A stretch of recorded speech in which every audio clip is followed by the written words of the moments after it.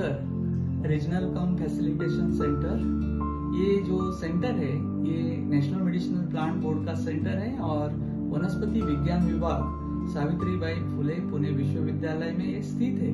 आज हम औषधि और सुगंधी पौधों के बारे में जानकारी ले रहे हैं क्योंकि इनकी मांग काफी बड़ी है। आज सुगंधी पौधों के बारे में हम ज्यादा जानकारी लेने जा रहे हैं और सुगंधी पौधों की मांग जो बढ़ने का कारण है, हमें पता है कि एरोमास्यूटिकल्स जो सुगंधी पौधे हैं इसकी जो मांग है, जो फ्लेवर एंड फ्रेग्रेंस इंडस्ट्री है इसके लिए काफी बड़ी है। काफी सारे सुगंधी तेल जो है वो औषधि करके भी यूज हो रहे हैं, फूड सप्लीमेंट्स करके भी यूज हो रहे हैं, एरोमास्यूटिकल्स करके भी यूज हो रहे हैं, मेडिसिन में भी उसका उपयोग हो रहा है, टॉयलेटरीज में भी उसका उपयोग हो रहा है। तो इसका उपयोग बढ़ने के कारण आज अगर हम देखें दुनिया भर में 300 प्रकार के तेल सुगंधी पौधों से निकाले गए उसका खेती होता है और वो बाजार में, ये दुनिया के बाजार में उसका ट्रेडिंग होता है, उसका बाजार में बेचे जाते हैं। तो हमारे देश जो है भारत देश, ये भी सुगंधी पौधों के बारे में उसमें काफी अच्छी विविधता इसमें पाई जाती है। और ये जो सुगंधी पौधे हैं उसमें से हमारे यहाँ ज्यादा पैमाने पर जिसकी खेती की जाती है उसमें पामा रोजा है, उसमें सिट्रोनेला है, लेमन ग्रास है, यूकैलिप्टस है, सैंडल ऑयल है, इसका काफी मात्रा में। उसमें मिंट की भी खेती हमारे यहाँ होती है, हमारे यहाँ विटिवर की भी खेती होती है, मुस्ता की भी खेती होती है जिसको हम साइप्रस बोलते हैं। इसकी सभी की जो है खेती अच्छी तरह से होने के कारण और इसका जो मांग है काफी अच्छी मांग, इसका निर्यात भी अच्छा होता है और हमारे देश में इसके लिए इसकी जो मांग बढ़ी है इसके लिए इसको बढ़ावा देने के लिए एरोमा मिशन शुरू किया गया है। काफी जो संस्थान है इससे जुड़ गए हैं और काफी लोग भी इसमें जुड़ गए हैं। तो ऐसे एरोमा मिशन में जो जुड़े हुए हैं और जिनका योगदान एक क्षेत्र में रहा है, तो आज हम जिनके साथ जिनके बारे में बातचीत करने जा रहे हैं वो है हमारे aroma man of essence mister S K. Das. ये भुवनेश्वर स्थित है और उड़ीसा राज्य का जो भुवनेश्वर कैपिटल है इसमें ये रहते हैं और इनका जो कार्य है उड़ीसा और पश्चिम बंगाल जो राज्य है इसमें काफी बड़ा इनका योगदान है।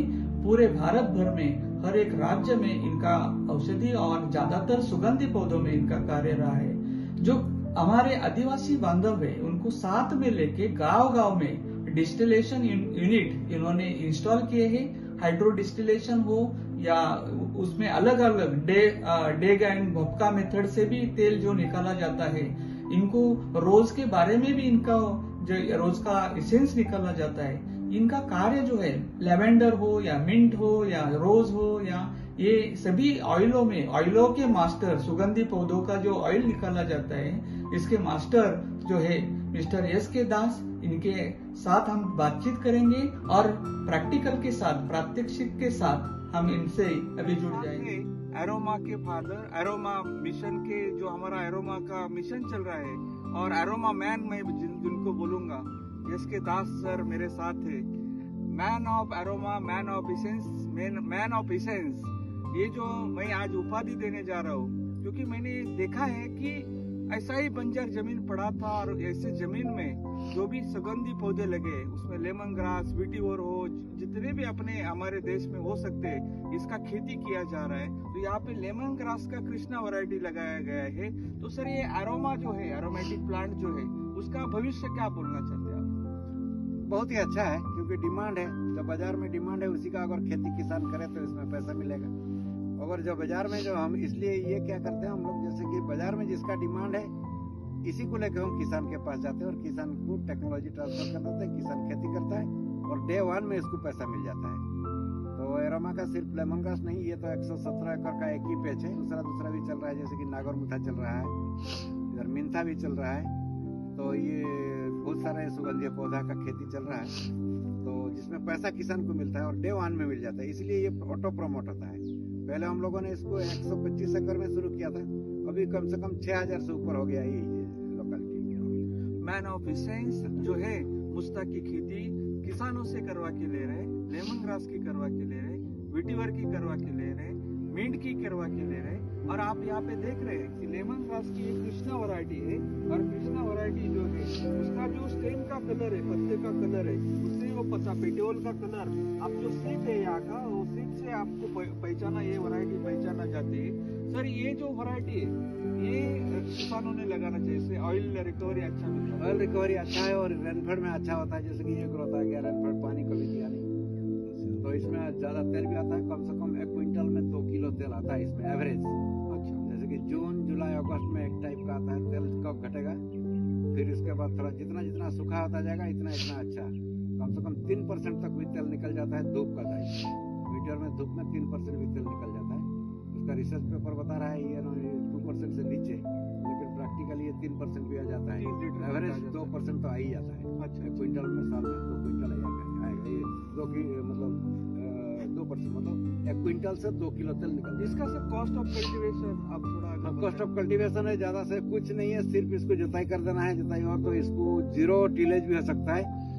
एक तो खेती जोत के मतलब उसको प्लाइंग करके फिर उसके बाद लगा के लाइनिंग करके लगाना है। स्टार्टिंग और लाइनिंग का अलाइनमेंट होता है।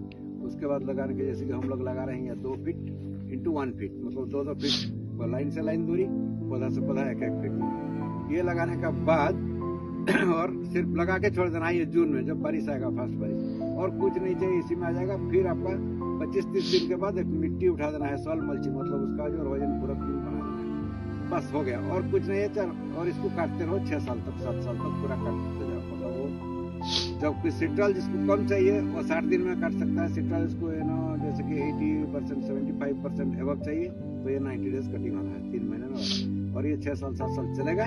कॉस्ट ऑफ कल्टीवेशन ज्यादा से ज्यादा 30,000 है पर एकड़। जीवन में इसेंस लाना है तो मैन ऑफ इसेंस को आपको मिलना है, मैन ऑफ एरोमा को आपको मिलना है। किसानों आपको जागना होगा, क्योंकि एरोमेटिक खेती, मेडिसिनल प्लांट की पौधों की खेती आपको करना जरूरी है। इनोवेटिव फार्मिंग करना जरूरी है। मुझे बहुत ही खुशी हुई, मैं आज मैन ऑफ इसेंस के साथ मिला।